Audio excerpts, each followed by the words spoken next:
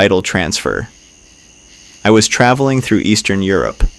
My stay had extended longer than expected, so instead of renting a car, I decided to buy a used one. At a local dealership, I found a reasonably priced SUV, old, but in decent condition. "I can transfer the title, right?" The salesman gave me a strange look, but nodded. "No problem," he said, preparing the paperwork. The purchase went smoothly. I received the registration, the keys, and drove off.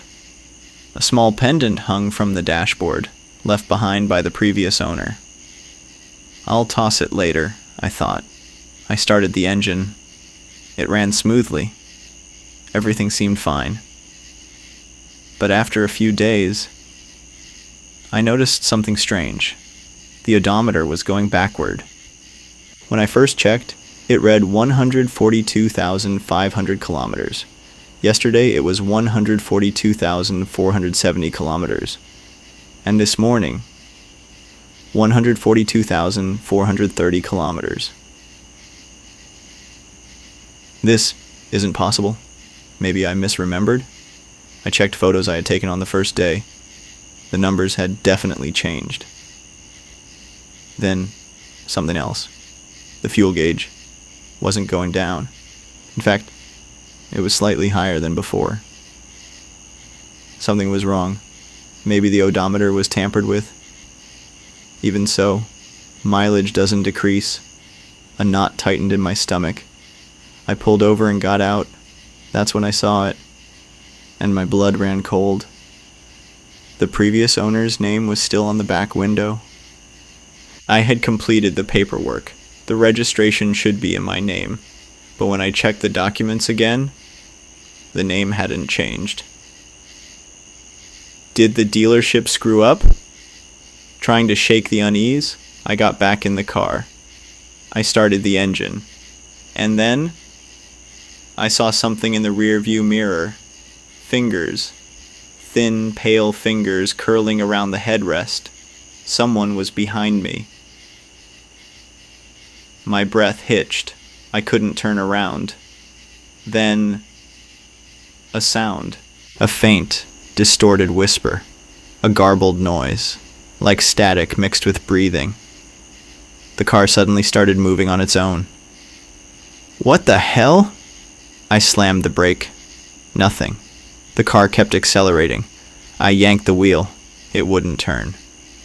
Then, the radio crackled. A broken voice came through. "Return? It..." My chest tightened. A voice. No, a sound was echoing through the cabin. "Return it. Return it." In the mirror. The fingers twitched. I screamed, yanked the door open, and threw myself onto the pavement.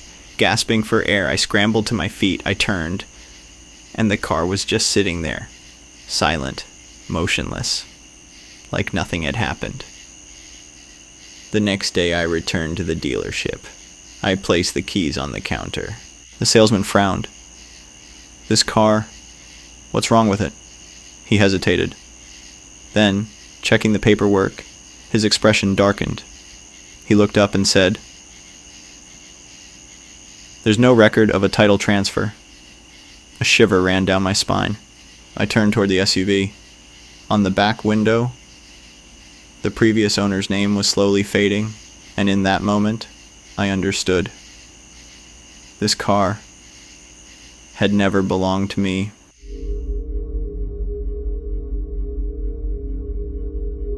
The scrapyard. I was traveling through an African country. The roads were rough, and renting a car was becoming too expensive. A local acquaintance suggested I check out a scrapyard on the outskirts of town. A scrapyard? Some of the cars are still usable. If you get one repaired, it's way cheaper. That afternoon, I was taken to the scrapyard. It was massive, filled with rusting vehicles stacked on top of one another. Among them, I spotted a relatively intact Land Cruiser. What about this one? The engine still runs, but the last owner... The man hesitated. Died in an accident. That made me pause. But the price was unbeatable. After a quick repair, I bought it and started driving. For the first few days, it worked perfectly. Smooth ride, no mechanical issues. Then, on the fourth night, I started hearing noises.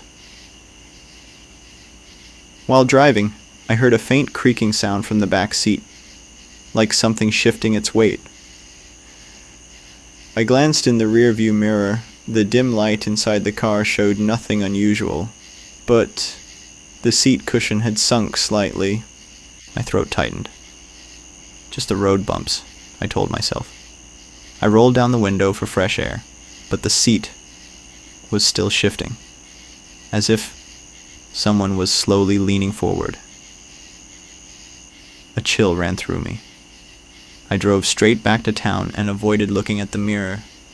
That night I made sure not to go near the car.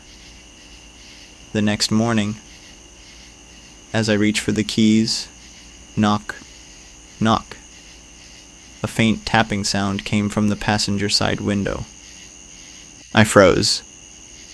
Outside there was no one, nothing around, no movement. Telling myself it was nothing, I started the engine. Then, in the mirror, the back seat slowly sank again. Something was sitting there. Panic surged through me. I reached for the door, but it wouldn't open. I fumbled with the lock, sweat dripping down my forehead. Then, a breath. A slow, raspy exhale right behind me. It wasn't human. It wasn't even a whisper. Just a deep, incomprehensible sound. A presence pressing against me. Get out. Get out. I slammed my foot against the seat, twisting my body, and the door suddenly unlocked. I tumbled out, hitting the ground. My chest heaved as I gasped for air. I turned back, and the car was empty. But the seat cushion was slowly rising, like someone had just stood up. The next day, I returned the car to the scrapyard. Sorry, I can't keep it, I told the owner. I handed back the keys. The man didn't ask why. He just nodded, then muttered under his breath, "No one keeps it for long." A few days later, I heard the full story. The previous owner had died instantly in the crash, but there had been another passenger, and their body was never found. So then, who was in the back seat?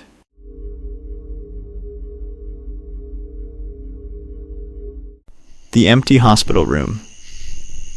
I was traveling through a country in the Middle East when I suddenly came down with a high fever. It was late at night, but I knew I couldn't ignore it, so I decided to find the nearest hospital. The building looked old, but the lights were on. There was no one at the front desk, but when I rang the bell, an elderly nurse appeared from the back. "How can I help you?" "I'm feeling really sick. Can you check me out?" The nurse nodded without expression. "Please wait here," she said, leading me to the waiting room. The waiting room was empty. I sat down, looking at the old clock on the wall.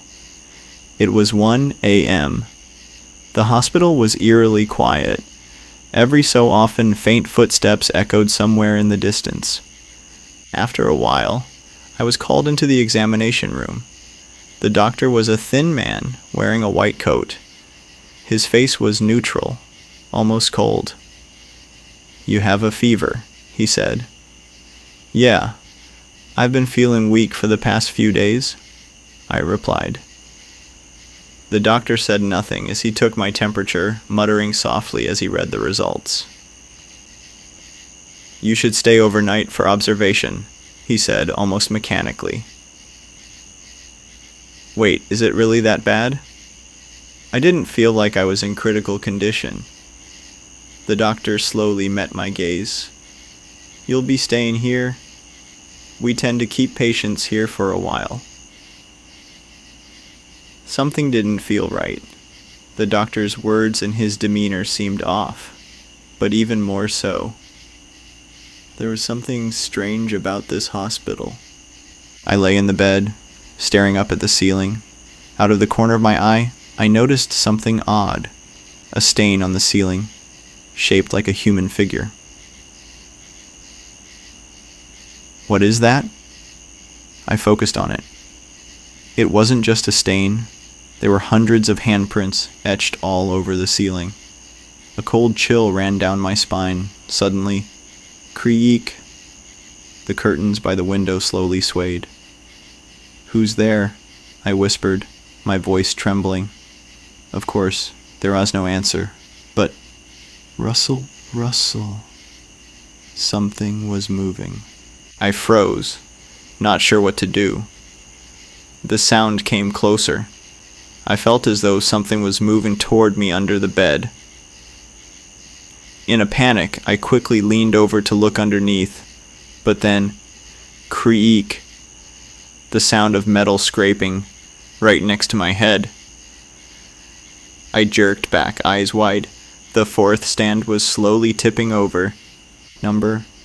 I pulled the blanket over my head, too scared to look again. But the breathing, it was getting closer. Rustle, rustle. I could feel something crawling on top of the bed. Cold fingers brushed against my feet. I couldn't take it anymore. Screaming, I shot up and threw myself out of bed. I stumbled, gasping for air. When I turned, the room was empty. The fourth stand was back in place, perfectly still. Everything seemed normal. Had I imagined it all? I sat there in the silence, too frightened to sleep until morning.